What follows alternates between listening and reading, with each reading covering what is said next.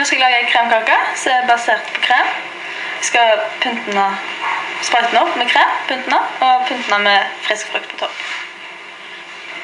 Grunnen til at jeg valgte dette yrket er at jeg alltid likte å holde på med hendene og lage forskjellige ting, samme hva det egentlig var, men også synes jeg det har vært ganske kjekt å se på kaker, interessant. Derfor synes det virker kjekt å begynne med det yrket. Jeg liker å putle litt, og det får jeg muligheten til innom dette yrket. For å bli en god konditor så mener jeg du bare være litt flink med hendene, være litt kreative, kunne se ting. Du nytter ikke bare å være glup i teorien hvis du ikke klarer å gjøre det i praksis, for da blir ikke resultatet noe bra. I dette yrket så bør det er ikke alltid tid til å gjøre alt like sent. Du må ha litt tempo for at produksjonen er som oftest litt stor, og du må få ut tingene, så du må kunne gjøre ting under litt tempo og litt press.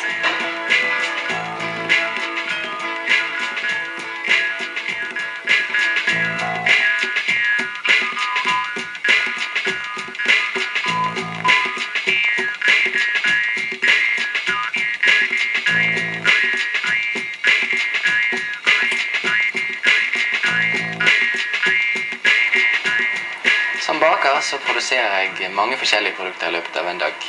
Men i dag så skal vi lage havrebrød, kneippbrød og økologisk brød. Vi skal lage ciabatta og campuser, som er en grov type ciabatta. Vi skal lage skillingsboller og sommerboller og glasurpletter. Jeg valgte å bli baker fordi jeg har alltid likt meg på kjøkkenet. Jeg likte å jobbe med hendene og bake til mors klubb. Det var vel der det kanskje begynte. Baker er ikke et håndverksfag, så du får jobbe mye med hendene og mye med hele deg, så veldig gøy er det.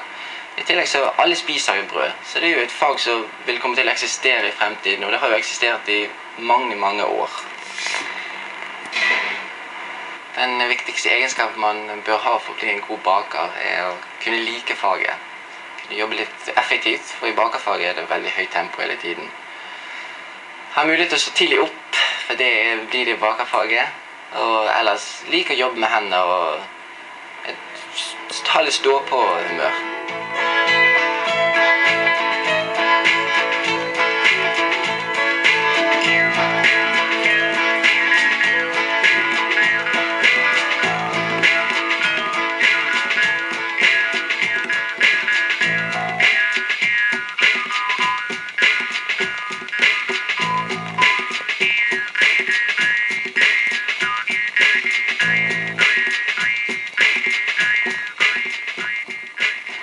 Etter at jeg begynte som lærling her, så har jeg lært å lage mange forskjellige kaker, som for eksempel kremkaker, som den jeg holder på med nå, og marsipankaker, en del fruktkaker med forskjellige friske frukter, formasjer, mousse.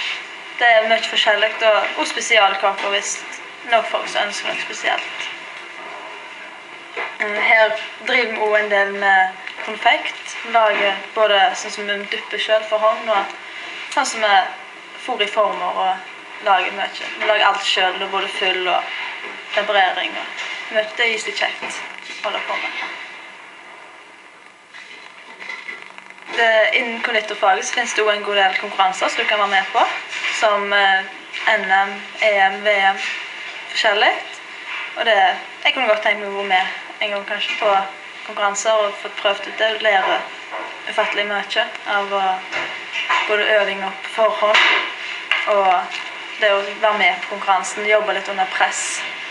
At du ser du selv at du føler du får noe til. Den delen jeg synes er kjekkest, det å kunne komme med egne nye ting og ideer. Kunne være litt kreative, finne på nye vrier på kaker og nye måter å gjøre ting på. At du føler du virkelig har gjort noe med kaker.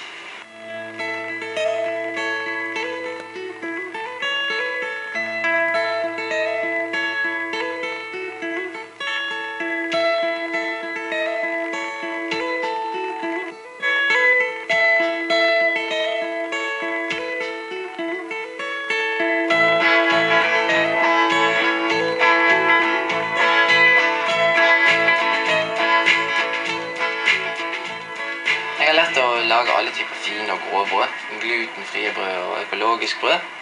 Alle typer småbrød og rundstykker, vannkringler. Jeg har lært å lage wienerbrød og masse forskjellige typer boller. Det morsomste med å være baker er å få jobbe med hendene og være litt kreativ. For en tid tilbake så lagde jeg OL-brød. Jeg klippet ut OL-ringene og drysset mel på brødet. Dette var noe vi solgte veldig masse her i bakeriet. Jeg liker også å konkurrere. Jeg har vært med på NM for ung baker 4 ganger tidligere. Nå sist ble jeg norgesmester, og i den forbindelsen så har jeg med på EM. Dette er veldig spennende og skikkelig gøy til å være med på. I alle fall når man kommer så høyt opp.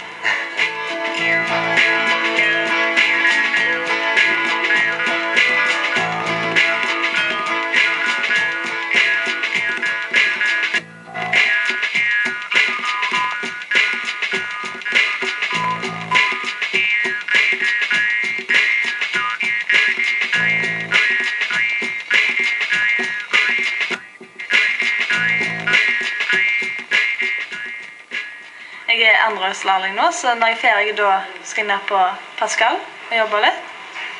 Og etter det, jeg vet ikke hvor lenge jeg skal være der, men etter det så har jeg mange muligheter. Jeg vet ikke helt hva jeg vil, men jeg kan for eksempel reise til New York eller Frankrike, Sveits, forskjellige plasser og jobbe.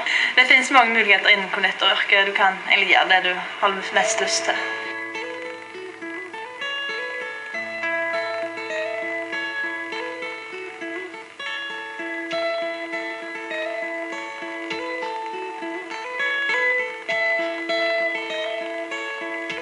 Jeg vil anbefale konditoryrket, for at det er voldsomt kreativt. Du kan utvikle kreative sidene dine, og det finnes mange muligheter innen yrket. Du kan for eksempel starte for deg selv hvis du er tøff nok, eller du kan reise utenlands eller være med på konkurranser. Du kan være med på det meste. Så jeg vil absolutt anbefale yrket. Det er både sosialt og kjempekjekt.